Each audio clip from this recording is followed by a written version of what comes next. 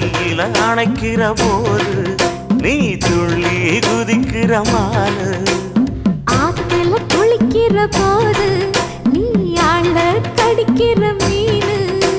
உன் இடுப்பு சேல நழுவ நான் எடுத்து எடுத்து தழுவ. ஏ தன்னானே தாமரப்பு மாமா தள்ளாடும் தண்ணி இல்ல.